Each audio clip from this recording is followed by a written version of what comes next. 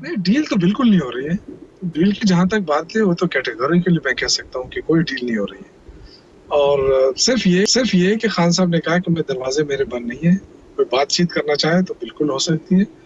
लेकिन अगर कोई ये समझे कि इमरान खान की रिहाई के लिए बातचीत हो तो वो कह रहा है ऐसी कोई बातचीत ना की जाए। हाँ, अलबत्ता मुल्क के मफाद में कोई बातचीत हो तो बिल्कुल की जाए।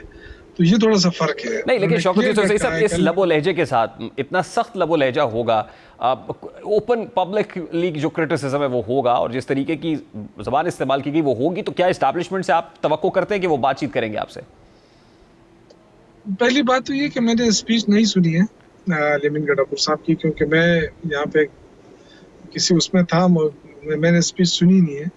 मैं अभी निकला हूँ वहां से, एक जगह पे बैठा हुआ था, कोई फौतगी हुई थी। मुझे अच्छा। नहीं मालूम कि उन्होंने क्या कहा है क्या नहीं कहा है, लेकिन मैं जो जहाँ तक एस्टेब्लिशमेंट के साथ बातचीत का ताल्लुक है तो बातचीत के लिए दरवाजे हमारे हर वक्त खुले हैं। कोई करे ना करे वो तो उनका अपना मसला है, लेकिन अगर मुल्क के मफाद में कोई बात हो तो बिल्कुल मुज़ाकरात हो सकते हैं।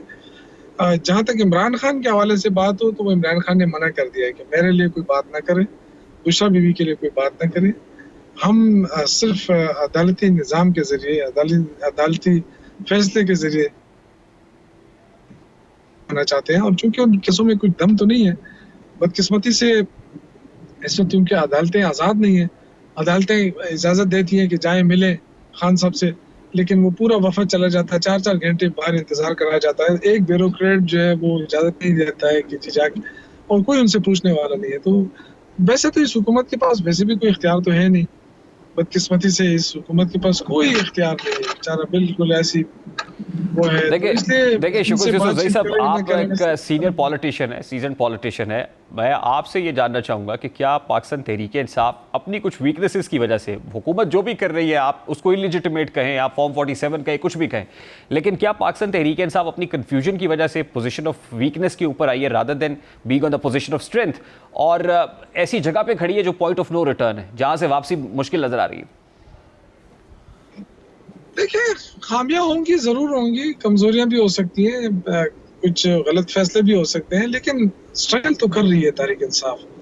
इसमें तो कोई शक नहीं है कि हम एक कदम भी पीछे नहीं हटे हैं। बट आज दैट भी अगर struggle Imran leads to Khan nowhere ना सर, वो रास्ता किस तरफ है, वो स्ट्रगल किस जानिब हो रही है, देखिए मंजिल क्या स्ट्रगल है सर? तो देखिए ना, देखिए जब तक स्टेब्लिशमेंट का जोर होगा तो आप कुछ भी स्ट्रगल करें, तो लोगों ने तो 10-10 साल स्ट्रगल किए ना, फिर जाके अमरियत को खात्मा हुआ है। तो ये तो एक किस्म का अमरियत है ना। सर इस वक्त बट तो डायरेक्शन सब मुझे मुझे बताइए शाबाश सर, ये स्ट्रगल की डायरेक्शन क्या है? ये एंटी एस्टैब्लिशमेंट स्ट्रगल है, ये प्रो एस्टैब्लिशमेंट स्ट्रगल है, ये किस तरफ लेके जा रही है? ये स्ट्रगल किस रास्ते पे स्ट्रगल हो रही है?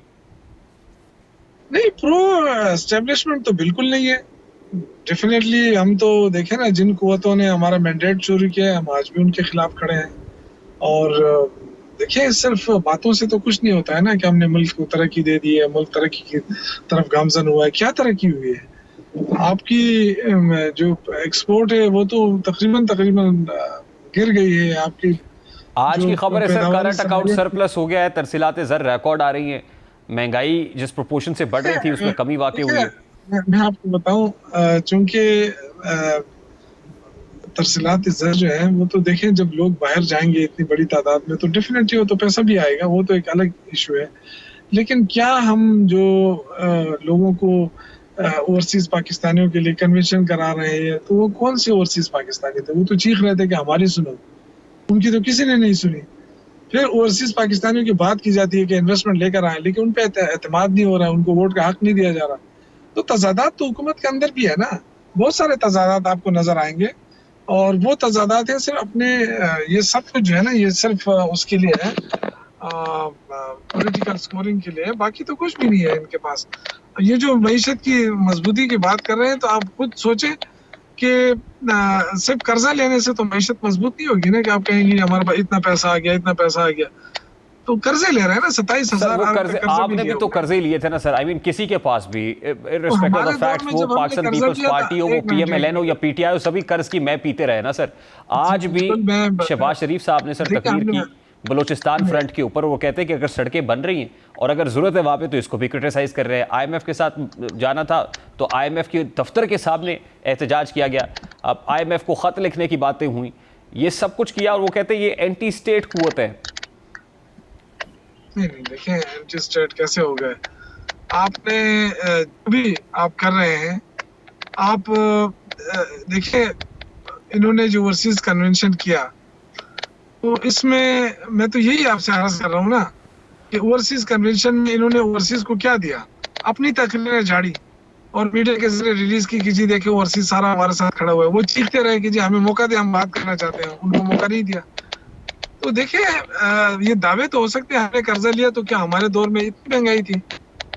हमारे दौर में 900 रुपए आटे का थैला था, आज आटे का थैला 1800 रुपए, तो ऑलमोस्ट डबल है। तो ये जो अभी अभी आप देखें पूरी दुनिया के अंदर पेट्रोल की कीमतें कम हो गई।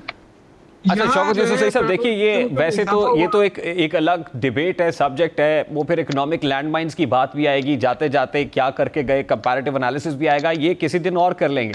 लेकिन सर अगर इतना कुछ खराब है और हुकूमत इकोनॉमिक डोमेन में भी अच्छा परफॉर्म नहीं कर रही, प्रोग्रेस 0 जमा 0 बराबर 0 है, तो फिर ऑपोजिशन क्या कर रही है? मैं तो ऑपोजिशन से सवाल करूंगा ना कि फिर आप मैस मोबिलाइजेशन करें, आपको तो सड़कों पे होना चाहिए या पार्लियामेंट में इस कदर मौसर एहतजाज होना चाहिए कि हुकूमत को नाको चने चबवा दे, हुकूमत कंफर्टेबल पोजीशन में ना हो, हुकूमत तिकनी का नाच नाचने पर मजबूर हो जाए, लेकिन हुकूमत तो चैन की बांसुरी बजा रही है। देखिए आपको भी पता है कि सिर्फ हुकूमत तो नहीं है ना, इदारे जिस तरीके से उनको सपोर्ट कर रहे हैं, और हम जाहिर है अब ये ऐसा तो नहीं हो सकता कि हम जाके अपने इदारों के साथ लड़े। हम तो देखिए पॉलिटिकल वर्कर हैं, पॉलिटिकल स्ट्रगल की जा सकती है। जिस तरीके से गवर्नमेंट सलूक कर रही है पॉलिटिकल वर्कर्स के साथ, जिस तरीके से 26 नवंबर को जिस तरीके से लोगों को मारा गया, पंजाब पुलिस को इस्तेमाल किया गया, तो इस तरह तो नहीं होता है। अच्छा वैसे शौकत यूसुफ सही साहब, आपने कहा इदारे सपोर्ट कर रहे हैं, आज ही ख्वाजा आसिफ साहब का स्टेटमेंट अभी हमने साउंड बाइट चलाया उनका, वो कहते हैं हाइब्रिड रजीम है। तो मुझे याद आ गया कि आपके भी तो मिसाली सेम पेज के ताल्लुकात थे, आप भी हाइब्रिड रजीम की बातें करते थे। आज ये हुकूमत कह रही है हम हाइब्रिड है, हमारे इदारों के साथ मिसाली ताल्लुकात है। नहीं, ताल्लुकात तो अच्छी बात है, ताल्लुकात अच्छी बात है, लेकिन अपने मुखालिफिन को इदारों के जरिए कुचलना अच्छी बात नहीं। देखिए इस वक्त जो कुछ हो रहा है, आप देखें कि किस तरीके से हुकूमत जो है ब्रीदिंग स्पेस नहीं दे रही है। आप देखें ना, आप पंजाब के अंदर तो बिल्कुल सिविल मार्शल है, पंजाब पुलिस जिस तरीके से इस्तेमाल हो रही है, तो ये तो कभी इस तरह नहीं हुआ। वैसे शौकत यूसुफ सही साहब, काश कि आपने ये बुनियाद ना डाली होती कि ऑपोजिशन को पकड़ पकड़ के अंदर डालते, नैब के केसेस बनाते, उनको कई कई माह तक जेलों के अंदर रखते, काश कि उस वक्त ये बुनियाद ना पड़ी होती और आज ये पोजीशन ना होती कि कोई इतना मजबूत हो जाता कि वो सहाफियों को भी गिरफ्तार करे, मुकदमात बने, कोई इतना मजबूत हो जाता कि वो फिर आप भी मजबूर हो जाए कि हमारे पास ब्रीदिंग स्पेस नहीं है। हमारे दौर में अगर कोई गिरफ्तार हुआ है तो वो उनके ऊपर पहले से केसेस थे। हमने कौन सा केस बनाया था? पीपल्स पार्टी ने नून लीग के खिलाफ और नून लीग ने पीपल्स पार्टी के खिलाफ केस बनाया था, उन्हीं केसों में वो गिरफ्तार हुए। तो हमने तो कोई केस नहीं बनाया। लेकिन आपने ये भी देखा कि एक वक्त ऐसा आया कि जो लोग मुजरिम थे, मुलजिम थे, उनके ऊपर सजाएं हो गई थी, वो आए आराम से, बीमार होकर लंदन गए, लंदन से वापस आए, सब कुछ माफ, और अदालत भी पेश नहीं हुए, सिर्फ एयरपोर्ट के ऊपर आके उन्होंने अंगूठे लगवाए और बात खत्म। तो इस तरह निजाम, इस तरह अगर मुल्क चलते, लेकिन सर उसने फिर उससे फिर आपने सीखा ना कि पॉलिटिकल फोर्सेस को लड़ना नहीं चाहिए, आपको सीखना चाहिए था कि जब तक पॉलिटिकल फोर्सेस इकट्ठी रहेंगी, यूनिफिकेशन होगी तो मामला ठीक रहेगा। हम तो उनसे लड़ रहे हैं जो जिन्होंने चोरी की है, हम तो पॉलिटिकल फोर्सेस से नहीं लड़ रहे हैं। हम तो चाहते हैं कि पॉलिटिकल फोर्सेस का इत्तेहाद बने। हम तो उन लोगों के साथ लड़ रहे हैं जिन्होंने मैंडेट चोरी किया, जो चोरी के आदी है, कभी पैसा चोरी, कभी मैंडेट चोरी, कभी क्या चोरी।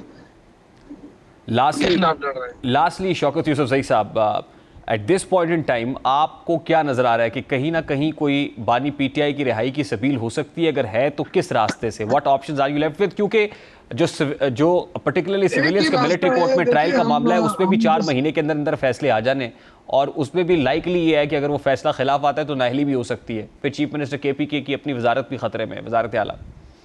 देखिए सबसे ज्यादा जो अहम है ना, वो है अदालती निज़ाम।